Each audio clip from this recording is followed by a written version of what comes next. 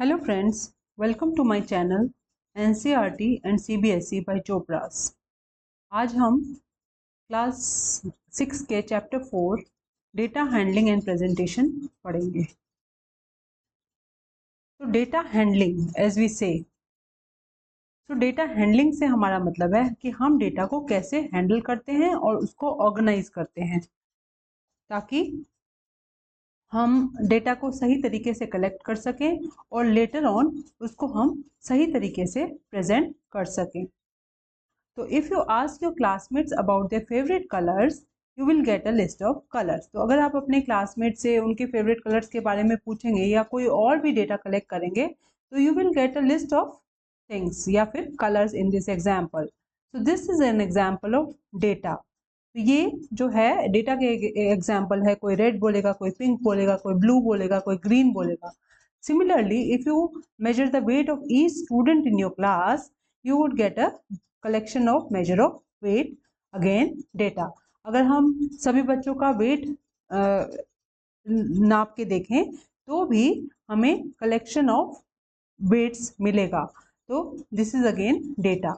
Any collection of facts, numbers, measures, observations or other descriptions of things that convey information about those things is called data। तो जो भी facts, numbers, measures, observations का जो collection होता है जो कि किसी भी चीज़ के बारे में एक जानकारी देता है, इंफॉर्मेशन मीन्स जानकारी, तो उसको हम डेटा कहते हैं।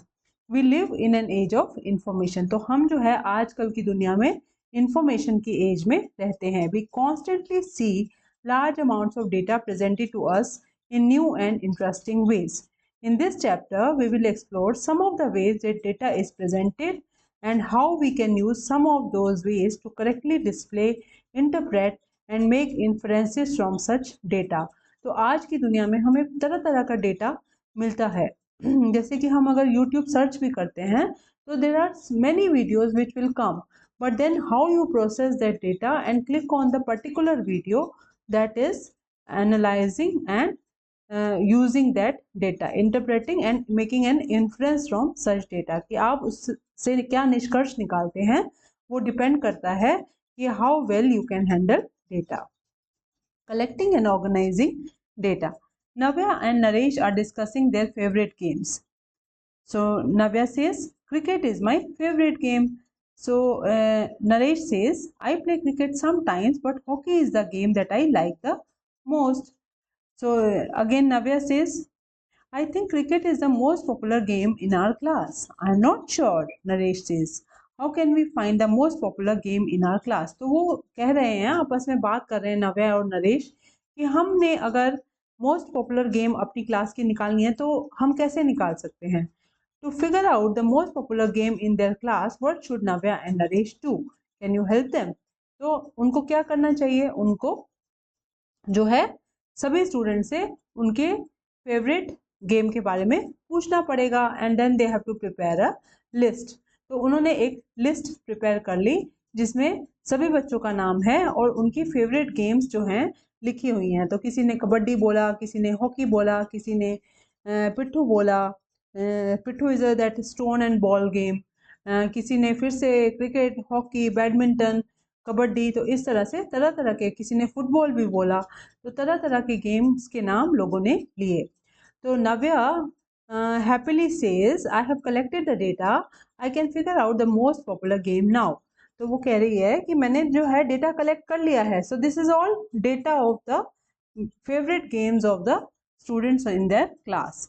A few other children are looking at the list and wondering, we can't see the most popular game, how can we get it from the list। तो इसमें जो है इस लिस्ट में हमें कोई भी ये नहीं पता चल रहा कि मोस्ट पॉपुलर गेम कौन सी है, क्योंकि यहाँ पे तो एक बच्चे का नाम है और उसकी फेवरेट गेम का नाम है। तो but we can not make out which is the most popular game. A few other children are looking at the list and wondering, so figure it out। What would you do to find the most popular game among Naresh and Navya's classmates? तो आप क्या करेंगे उनके लिए favourite game find out करने के लिए? तो we will organise the data collected using tally marks. तो हम क्या करेंगे कि पूरे डेटा को ऑर्गेनाइज करेंगे using telemarks. Okay, so what is the most popular game in their class? So if you see the data and prepare a chart, it seems that the most popular game is hockey. Okay, so try to find out the most popular game among your classmates. So आप लोग अपनी class में भी most popular game find out करने की कोशिश कीजिए. Pari wants to respond the questions given below. Put a tick for the questions where she needs to carry out data collection and put a cross for the questions where she doesn't need to collect data. Discuss your answers in the classroom. तो नीचे जो है कुछ situations दी गई हैं, तो वहाँ हमें बताना है कि परी को वहाँ पे डेटा कलेक्ट करने की ज़रूरत पड़ेगी या नहीं. What is the most popular TV show among her classmates? तो इसके लिए कि उसके क्लासमेट्स में टीवी शो कौन सा पॉपुलर है, she will need to collect data. So this is a tick. When did India get independence? तो ये तो सबको पता है, it is a fact, the fact will not vary. So for this she doesn't need to collect the data. How much water is getting wasted in her locality? तो ये भी एक जो है वो एक इंफॉर्मेशन है जो हर बंदे अलग अलग वेरी करेगा. जैसे कि जिस घर में जितना पानी यूज होता है अकॉर्डिंगली दे विल से कि इतना पानी जो है वेस्ट हो रहा है. तो she will again like to collect data for this. What is the capital of India? तो ये तो एक फैक्ट है. What is the capital of India? Everybody knows it is Delhi. So इसके लिए उसको डेटा कलेक्ट करने की जरूरत नहीं है. So Sri Nilesh is a teacher. He decided to bring sweets to the class to celebrate the new year. तो श्री नीलेश जो हैं वो एक अध्यापक हैं और वो क्लास में स्वीट्स लेके आते हैं. The sweet shop nearby has jalebi, gulab jamun, gujiya, barfi and rasgulla. तो he wanted to know the choices of the children. तो वो जो है बच्चों की चॉइस जानना चाहते हैं कि वो इन सब चीज़ों में से, इन सब स्वीट्स में से क्या खाना चाहेंगे. So he wrote the names of the sweets on the board and asked each child to tell him their preference.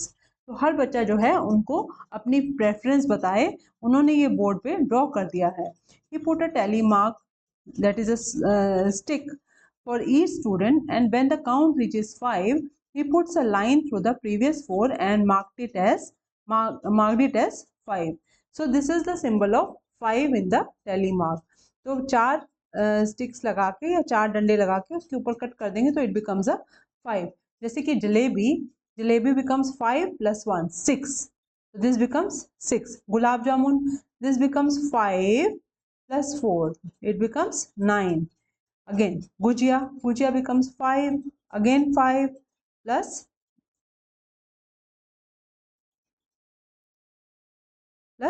3. So this becomes 5 + 5 + 3, that is 13. Then barfi is 3, and rasgulla is 5 + 2, that is 7.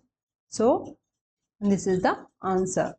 So how many students chose jalebi? तो जलेबी के कितने बच्चों ने choose करी है? From here we can see it is 6. Barfi was chosen by dash students. तो बर्फी को अगर हम देखें यहाँ पे तो it is chosen by 3 students. How many students chose gujiya? तो गुजिया जो है 13 बच्चों ने चूज करी है. Rasgulla was chosen by 7 students. How many students chose gulab jamun? So gulab jamun was chosen by 9 students. So this is the answer. You can note it down in your notebooks, okay, and your textbooks also.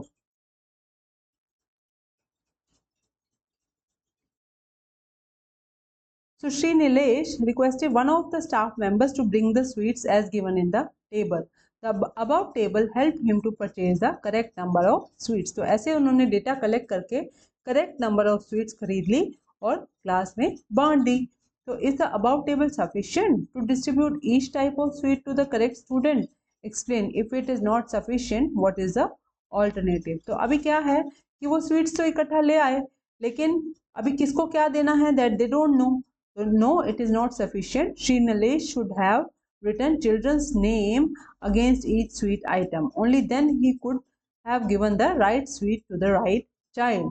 तो इसमें ये नहीं लिखा है कि किस बच्चे को कौन सी मिठाई चाहिए. It just indicates the number of sweets required by the entire class. So to organize the data, we can write the name of each suite in one column and use tally signs. Note the number of students who prefer the suites. The number 6, 9 are the frequencies of the sweet preferences for jalebi, gulab jamun respectively. तो ये जो numbers दिखाए जाते हैं तो 6 and 9 these are the frequencies of the numbers. So we have to remember that number of times the event occurs is called its frequency. So Sushri Sandhya asked her students to about the size of the shoes they wear. She noted the data on the board. तो एक एक बच्चे से जो madam है सुश्री संध्या, she has noted the size of the shoes they wear. She then arranged the shoe size of the students in ascending order. तो वो ascending order में कर देती है arrange shoe sizes को कि 3 कितने हैं, 3 टाइम्स हैं, 4 कितने हैं, 4 जो है 1 2 3 4 5 6 7 8 children wear shoe size 4. Similarly, these many children wear shoe size 5. These many children wear shoe size 6 and one child wears shoe size 7. So help her to find out the following. Now the question is, the largest shoe size in the class is, तो वो कैसे find out करेगी? So we will make a frequency table. तो shoe size 3 के लिए we have how many? 3. So we will write telemark 3 and number of students 3. For shoe size 4 it is 9. For shoe size 4 it is, if we see here, it is 9. So we will display it here as 5 plus 4, that is 9. Then for shoe size 5 it is 10. So we display it as here as one group of telemarks 5 and 5, that is 10. Then for shoe size 6 it is 4, and then for shoe size 7 it is 1. So the largest shoe size in the class is 7. Shoe size which is the largest is 7. The smallest shoe size is 3. There are 10 students who wear shoe size 5. तो 5 जो shoe size है वो कितने बच्चे पहनते हैं? 10 students. There are 15 students who wear shoe size larger than 4. तो larger than 4 कौन कौन से shoe size हैं? 5, 6, 7. So it means 5, 6, 7 कितने बच्चे पहनते हैं? 10 plus 4 plus 1, that is 15. So it is 15 students who wear shoe size larger than 4.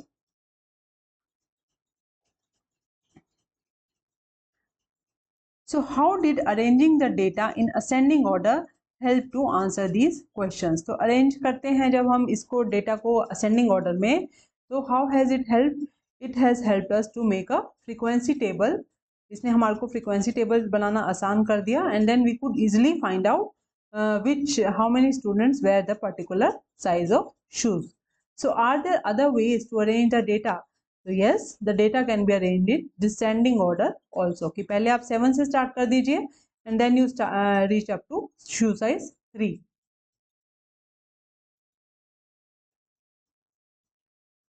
Next question is, write the names of a few trees you see around. जो आसपास के आपके पेड़ हैं उनके नाम आपने लिखने हैं.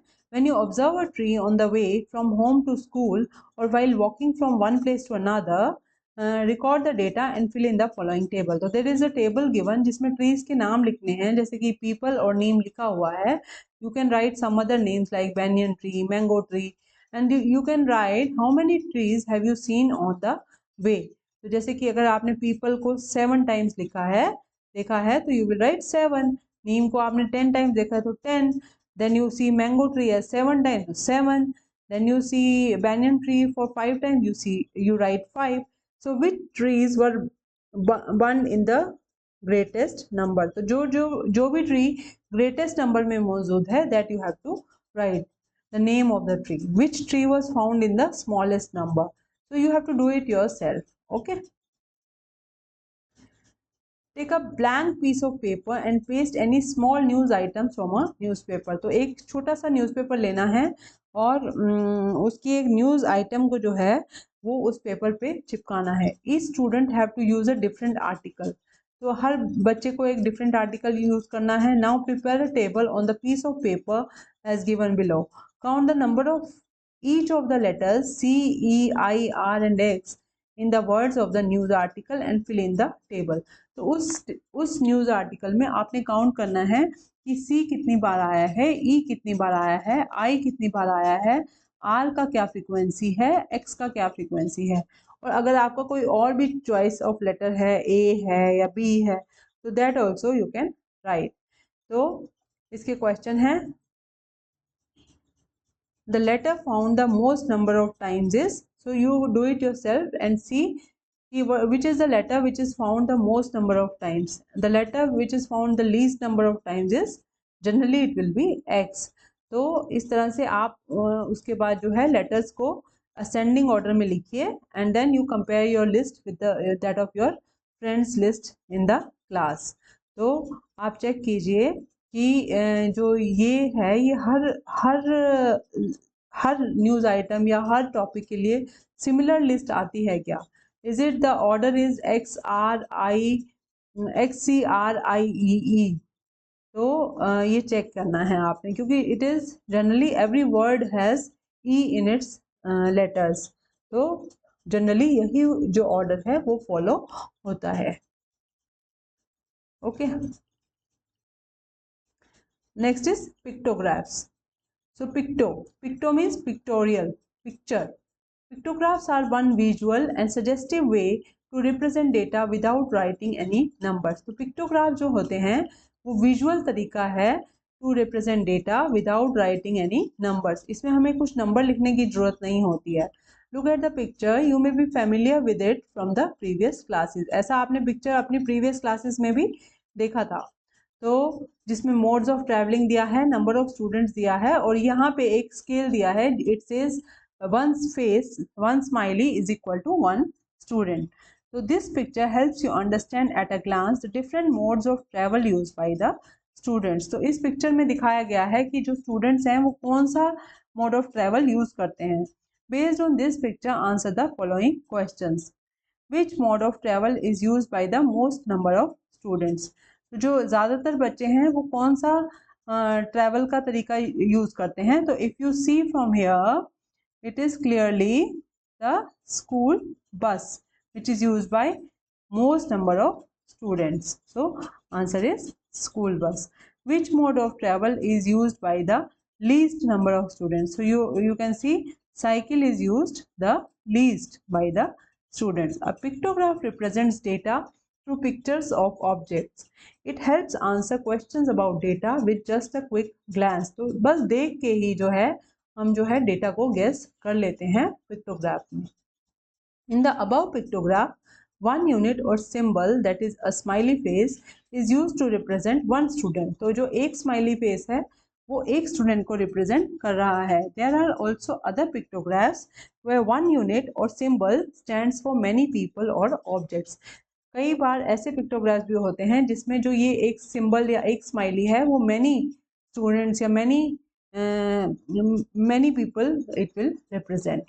Example is Nand Kishore collected responses from the children of his middle school in Barasia regarding how often they slept at least 9 hours during the night. तो नंद किशोर जो है वो अपने मिडिल स्कूल जो कि बरासिया में है वहाँ से डेटा कलेक्ट कर रहा है कि कितने बच्चे ऐसे हैं जो कम से कम 9 घंटे जो है रात को सोते हैं। And he prepared a pictograph from the data. now this number of children, this one triangle is equal to 10 children. So always the children who always sleep at least 9 hours during the day is this much. Children who sometimes sleep at least 9 hours a day is this much, and children who sleep never at least 9 hours a day is this much. So what is the number of children who always slept at least 9 hours at night? तो always के लिए तो this is 10, this is 10, 10 plus 10 20, 30, 40, 50. So answer is 50 children because each triangle will represent 10 children and there are 5 triangles in always category. How many children sometimes slept at least 9 hours at night? So sometimes के लिए there are one full triangle and then there is one half triangle. So it means that it is 10 plus 10 plus 5. that is 25. And then how many children always slept less than 9 hours each night? Explain how you got your answer. तो ऐसे कौन से बच्चे हैं जो कि हमेशा ही 9 hours से कम सोए हैं? सो तो नेवर के लिए there are 4 complete pictures. So 40 children never slept at least 9 hours in a night. Then drawing a pictograph. One day Lakhanpal collected data of how many students were absent in each class. तो लखनपाल जो है एक data collect करता है जिसमें वो class 1 to 8 का data collect करता है and the number of students were absent in that class. तो वो एक ये टेबल बना लेता है. He created a pictograph to represent this data and decided to show one student as one face in the pictograph. तो वो जो है क्लास 1 के 3 स्टूडेंट एब्सेंट है मतलब वो 3 फेसेस बना देगा. तो 1 face will represent 1 student. Similarly class 2 के 5 हैं तो वो 5 फेसेस बना देगा. तो meanwhile his friends Jarina and Sangeeta collected data on how many students were present in each class.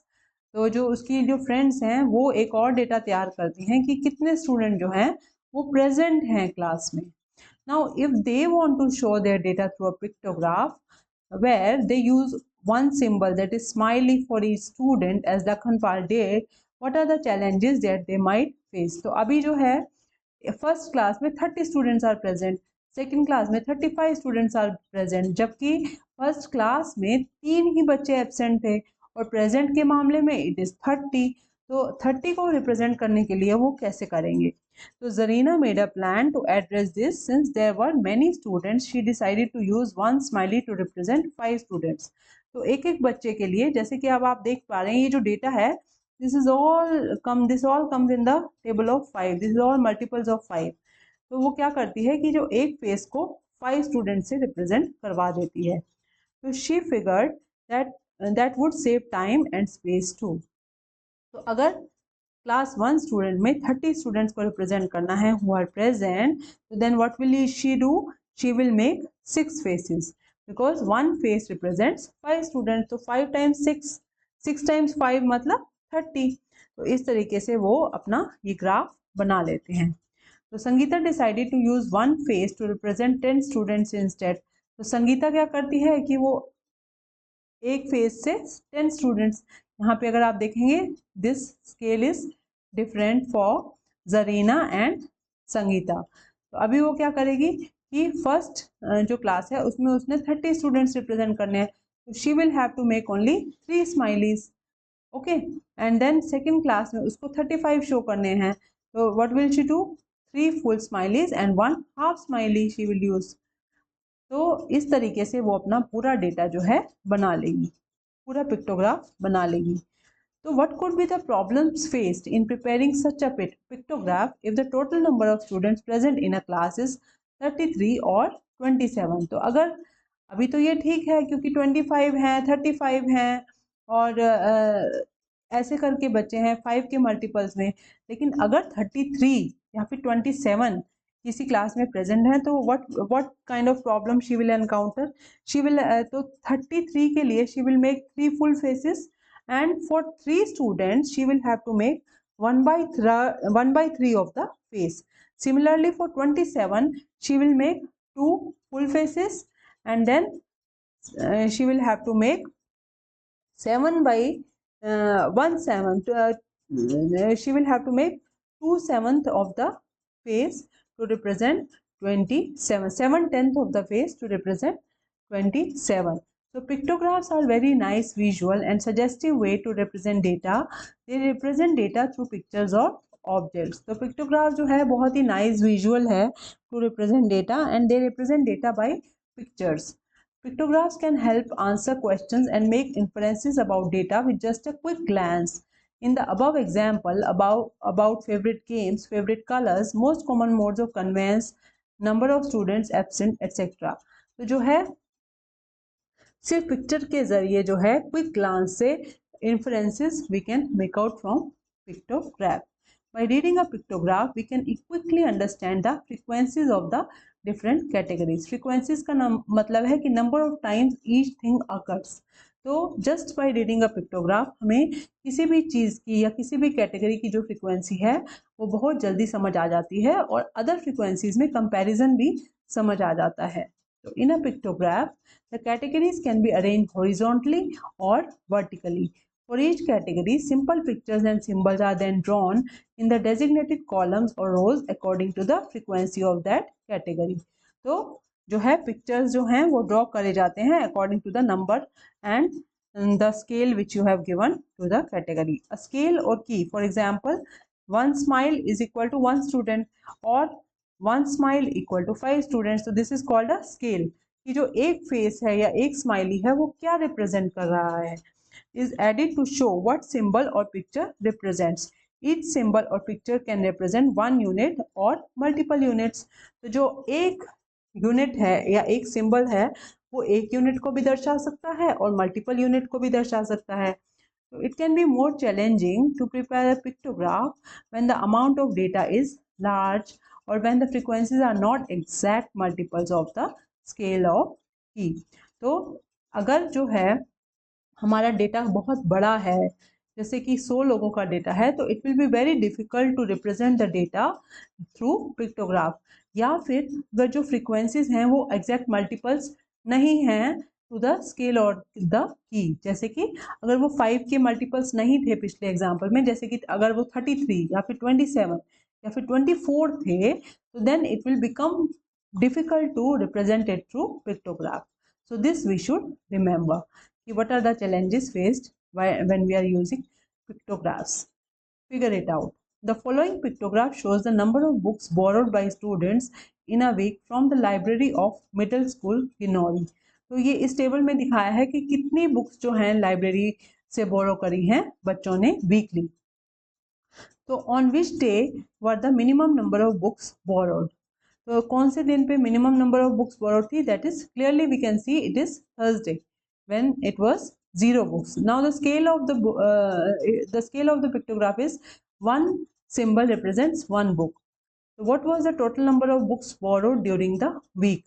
तो पूरा वीक में कितनी बुक्स बोरो हुई? तो अगर हम इसको ऐड कर लेंगे, यहाँ पे 5 है मंडे को, एंड देन ट्यूसडे को it is 4, Tuesday it is 4, then Wednesday it is 2, then it is 0, then it is 5, and then Saturday it is 1 2 3 4 5 6 7 8.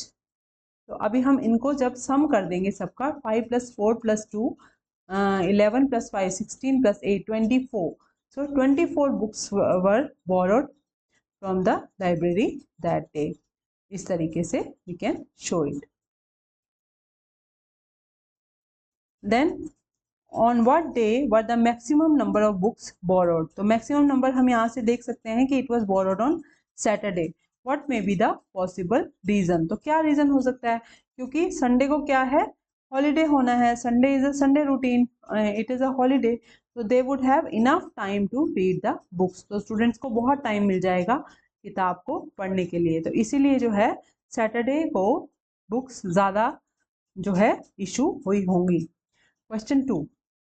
मगन भाई सेल्स काइट्स एट जामनगर. जो मगन भाई है वो काइट्स पतंगे बेचता है जामनगर में. 6 shopkeepers from near by villages come to purchase kites from him. तो आसपास के 6 शॉपकीपर्स जो हैं उनसे काइट्स लेने आते हैं. The number of kites he sold to these 6 shopkeepers are given below. तो ये एक टेबल में दिया है कि उन्होंने कितनी काइट किस शॉपकीपर को बेच दी. So prepare a pictograph using kite symbol to represent 100 kites. Now the symbol, one symbol represent 100 kites. It means scale is already given. Okay. So now you have to make a pictograph to represent. Now if we see Chaman has got 250 kites. So 250 kites means 250. So 200 means 200s. So it means one kite plus 2 kites. 200 plus 50 means half kite, so it becomes 250. Similarly, Rani means one kite, that is 100, another kite symbol, that is 100, and another kite symbol, that is 100, so it becomes 300 kites. Similarly, Rukshana has 100 kites, so one symbol. Jasmeet has 450, so 4 full kites and 1 half kite. Jethalal has 250 kites. It means 2 full kites and 1 half kite. And Poonamben has 700 kites. It means 7 full kites. So these are the answers.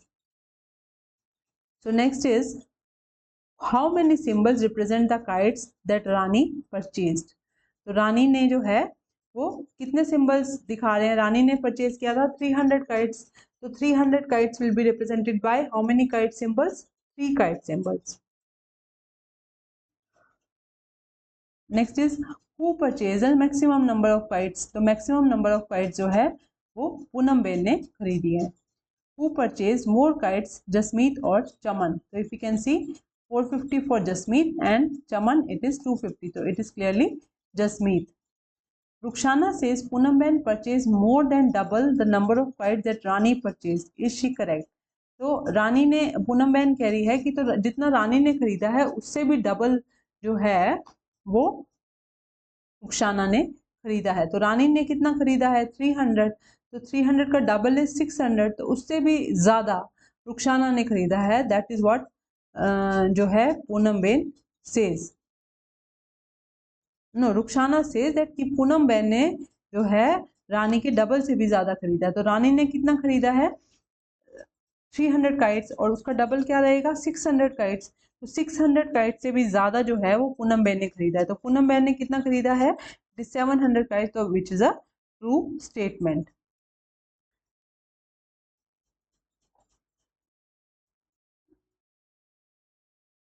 So next is bar graphs.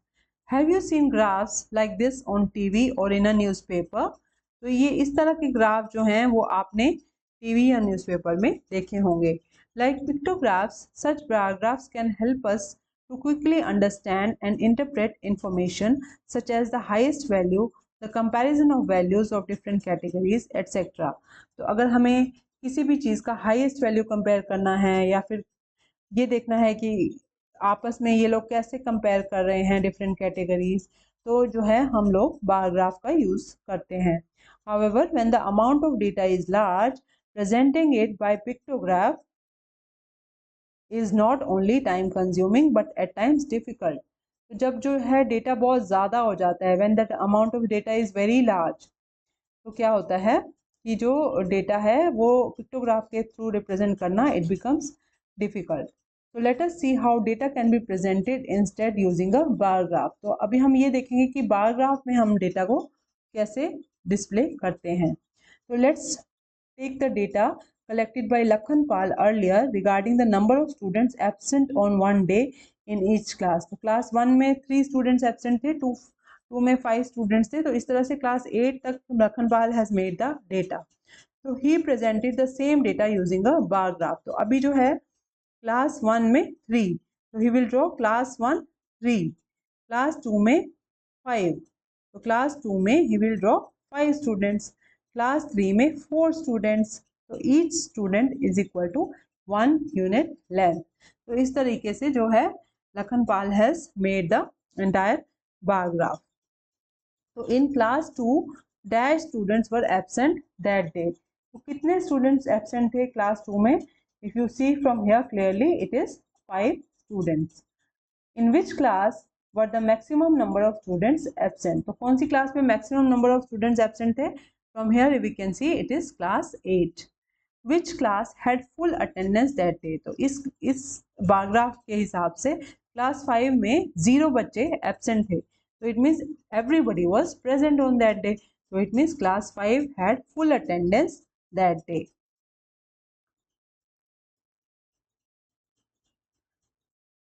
When making bar graphs, parts of uniform width can be drawn horizontally or vertically with equal spacing between them. Then the length or height of each bar represents the given number. As we saw in the pictographs, we can use a scale or key when the frequencies are larger. Let us look at an example of vehicular traffic at busy road crossing in Delhi, which was studied by the traffic police on a particular day. The number of vehicles passing through the crossing each hour from 6 am to 12 noon is shown in the bar graph. The 1 unit of length stands for 100 vehicles. तो अगर हम यहाँ देखें तो it is number of vehicles and this is time interval. तो we can see the maximum traffic at the crossing is shown by the longest bar. तो ये जो लॉन्गेस्ट बार है ये मैक्सिमम ट्रैफिक शो कर रहा है और टाइम उस टाइम क्या है 7 से 8 बजे के बीच में मॉर्निंग में। The bar graph shows that 1200 vehicles pass through the crossing at that time.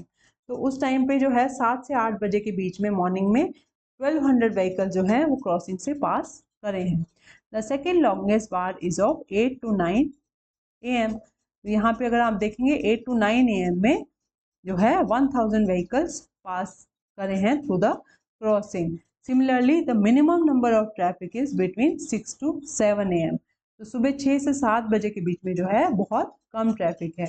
During that time only 150 vehicles pass through the crossing. तो the second smallest bar is that for the time interval 11 AM to 12 noon. तो इससे जो थोड़ा सा बड़ा है that is of 11 to 12 when about 600 vehicles pass through the crossing. तो 11 से 12 के बीच में 600 व्हीकल्स पास कर रहे हैं। तो the total number of cars passing through the crossing during the 2 hour interval between 8 AM to 10 AM is about, so 8 to 9 it is 1000 and 9 to 10 it is around 800. So 1000 plus 800 that is 1800 vehicles.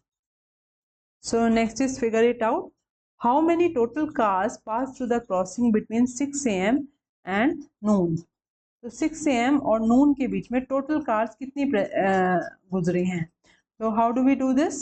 We have to add all the cars. Like this is 150 plus 1200 plus 1000 plus 800 plus 700 plus 600। तो you'll get the answer कि सुबह 6 से लेकर दोपहर के 12 बजे तक कितनी कार्स पास हुई हैं। What do you think so little traffic why do you think so little traffic occur during the hours of 6 to 7 AM as compared to the other hours from 7 AM to noon। 7 बजे के बाद जो है वो traffic बढ़ जाता है, whereas from 6 to 7 AM it was very less. तो ऐसा क्यों है? Because it is early morning and there are very few office goers at that time. Also there are very few of them, generally जो school students होते हैं they don't go by cars, they just go by buses in a collective manner. So that is why 6 to 7 के बीच में जो है traffic is low. What do you think the traffic was heaviest? Why do you think the traffic was heaviest between 7 AM and 8 AM? 7 और 8 AM के बीच में जो है traffic highest है दैट इज 1200 है। क्यों है? क्योंकि उस टाइम पे office workers, schools, parents, everybody is on the road. तो इसीलिए 7 से 8 के बीच में ट्रैफिक ज़्यादा होता है। Why do you think the traffic was lesser and lesser each hour after 8 AM until noon? तो 8 बजे के बाद क्या हो जाता है कि everybody reaches their places and they start working. Like बच्चे जो हैं, स्टूडेंट्स जो हैं वो अपने स्कूल पहुंच जाते हैं, टीचर्स जो हैं वो अपने स्कूल पहुंच जाते हैं, ऑफिस गोअर्स जो अपने ऑफिस पहुंच जाते हैं। तो इस तरीके से most offices start at 9 AM and shop start at 10 AM and has less traffic between 9 to 10 AM.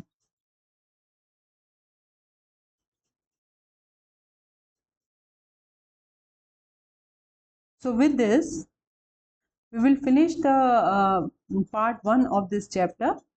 We'll do the next part in the next chapter. So students, please like and subscribe to my video. If you like the video, please hit the like button, subscribe to the channel for more valuable comment, and comment on it if you have understood or if you have any doubt in anything. So till then, bye bye and have a great day. Bye bye.